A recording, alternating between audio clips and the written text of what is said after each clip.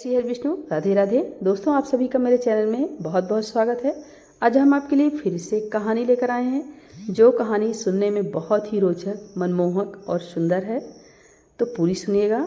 कहानी का नाम है भक्त के कहने पर प्रभु श्री राम ने रसोई बनाई, भक्त और भगवान की रोचक कथा। तो कहानी पूरी सुनिएगा। बहुत साल पहले की बात है। एक आलसी लेकिन सीधा साधा युवक था, आनंद। दिन भर कोई काम नहीं करता, बस खाता ही रहता और सोता रहता। घर वालों ने कहा कि चलो जाओ, निकलो यहाँ से, कोई काम धाम नहीं करते हो, बस पड़े रहते हो। वह घर से निकल कर भटकते हुए एक आश्रम में पहुँच गया। वहाँ उसने देखा कि एक गुरुजी है, उनके बहुत सारे शिष्य हैं। कोई काम नहीं करते, बस मंदिर की पूजा करते हैं। उसने मन में सोचा कि यह बढ़िया है, कोई काम धाम नहीं करना पड़ेगा, पूजा ही तो करना है। गुरुजी के पास पहुंचकर आनंद ने पूछा, क्या मैं यहाँ रह सकता हूँ? गुरुजी बोले, हाँ हाँ, क्यों नहीं। आनंद ने कहा, मैं कोई काम नहीं करता हूँ। गुरुजी ने कहा, कोई काम नहीं करना, बस पूजा करनी होगी। आनंद ने कहा, ठीक है, वह तो मैं कर लूँगा। अब आनंद महाराज के आश्रम में रहने लगा। न कोई काम न कोई धाम, बस सारा दिन खाते रहो और प्रभु भक्ति में भजन गाते रहो। महीना भर हो गया। फिर एक दिन आई एकादशी। उसने रसोई में जाकर देखा कि खाने की कोई तैयारी नहीं है। उसने गुरुजी से पूछा कि आज खाना नहीं बनेगा क्या? गुरुजी ने कहा, नहीं, आज तो एकादशी है, तुम्हारा भी उपवास है। उसने कहा, नहीं, अगर हमने उपवास कर लिया तो कल का ही दिन ही देख पाएंगे। हम तो ये नहीं कर सकते हैं उपवास, हमें तो भूख लगती है। पहले आपने क्यों नहीं बताया? गुरुजी ने कहा, ठीक है, तुम ना कर उपवास, पर खाना भी तुम्हारे लिए कोई नहीं बनाएगा, तुम खुद बना लो। मरता क्या न करता। आनंद रसोई में गया। गुरुजी आए। देखो, अगर तुम खाना बना लो तो राम जी को भोग जरूर लगा देना और नदी के उस पार जाकर ही रसोई बनाना। ठीक है, आनंद ने कहा। लकड़ी, आटा, तेल, घी, सब्जी लेकर आनंद महाराज चले गए। जैसे तैसे खाना भी बनाया। खाने लगे तो याद आया कि गुरुजी ने कहा था कि राम जी को भोग लगाना है। लगा भजन गाने, आओ मेरे राम जी भोग लगाओ, प्रभु राम आइए, श्री राम आइए, मेरे भोजन का भोग लगाइए। कोई नहीं आया। वह बेचैन और परेशान हो गया। भूख के मारे उसका दम निकल रहा था। राम जी आ नहीं रहे थे। आनंद जानता नहीं था कि प्रभु साक्षात नहीं आएंगे, पर गुरुजी की बात मानना जरूरी था। फिर उसने देखा, फिर से कहा, देखो प्रभु जी, राम जी, मैं समझ गया कि आप क्यों नहीं आ रहे हैं। मैंने रूखा सूखा बनाया है और आपको तरमाल खाने की आदत है, इसलिए नहीं आ रहे हैं।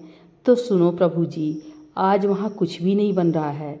सबको एकादशी है, खाना है तो यह भोग ही खा लो आप। श्री राम अपने भक्त की सरलता पर बड़े मुस्काए और माता सीता के साथ प्रकट हो गए। भक्त अचरज में पड़ गया। गुरुजी ने तो कहा था कि राम जी आएंगे, पर यहाँ तो माता सीता भी आई हैं और मैंने तो भोजन बस 2 लोगों का ही बनाया है। पर चलो कोई बात नहीं है, आज इन्हें खिला ही देते हैं। आनंद बोला, प्रभु मैं भूखा रह गया, लेकिन मुझे आप दोनों को देखकर बड़ा अच्छा लग रहा है। लेकिन अगली एकादशी पर ऐसा ना करना, पहले बता देना कि कितने जन आ रहे हो, और हाँ, थोड़ा जल्दी आ जाना। राम जी उसकी इस बात पर बड़े मुद्रित हुए, प्रसाद ग्रहण करके चले गए। अगली एकादशी तक यह आनंद सब कुछ भूल गया। उसे लगा कि प्रभु ऐसे ही आते होंगे और प्रसाद ग्रहण करते होंगे। फिर एकादशी आई। गुरुजी ने कहा, मैं चला अपना खाना बनाने, पर गुरुजी थोड़ा ज़्यादा अनाज लगेगा, वहाँ 2 लोग आते हैं। गुरुजी मुस्काए।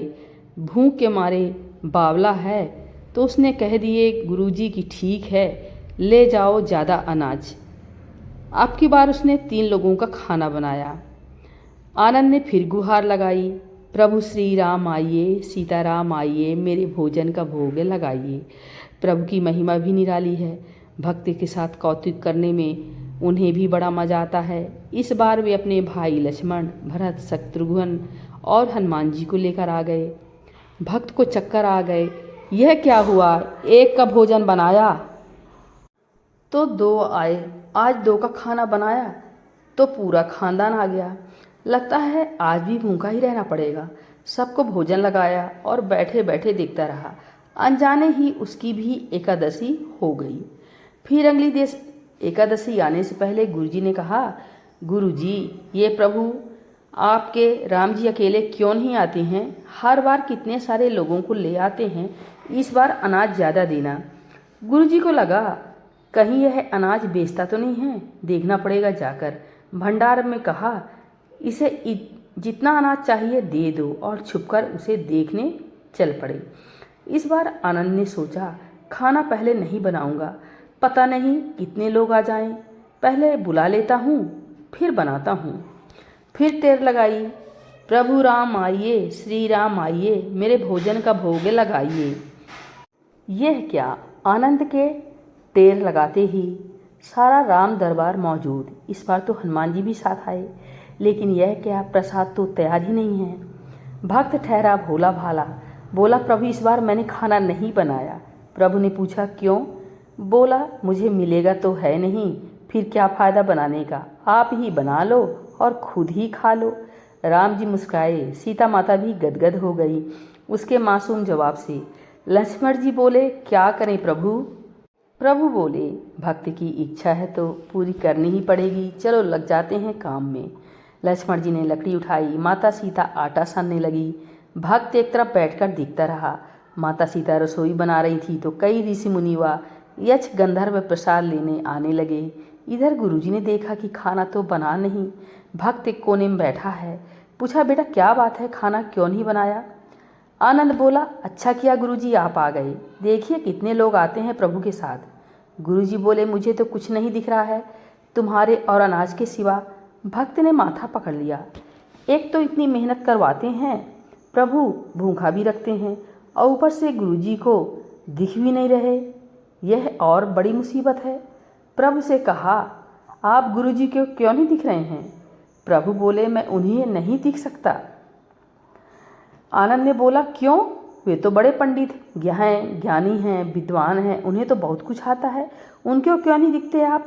प्रभु बोले, माना कि उनको सब आता है, पर वे सरल नहीं हैं तुम्हारी तरह, इसलिए उनको नहीं दिख सकता। आनंद गुरुजी से कहा, गुरुजी प्रभु कह रहे हैं कि आप सरल नहीं हैं, इसलिए आपको नहीं दिखेंगे। गुरुजी रोने और कहने लगे कि वाकई मैंने सब कुछ पाया, पर सरलता नहीं पा सकी तुम्हारी तरह, और प्रभु तो मन की सरलता से ही मिलते हैं। तब प्रभु जी प्रकट हो गए और गुरुजी को भी दर्शन दिए। इस तरह एक भक्त के कहने पर प्रभु जी ने रसोई बनाई। तो दोस्तों ये कहानी कैसी लगी? अच्छी लगी हो प्लीज़ कमेंट में राधे राधे लिखना मत भूलिएगा, और वीडियो को लाइक, चैनल को सब्सक्राइब जरूर कीजिए। नमस्कार।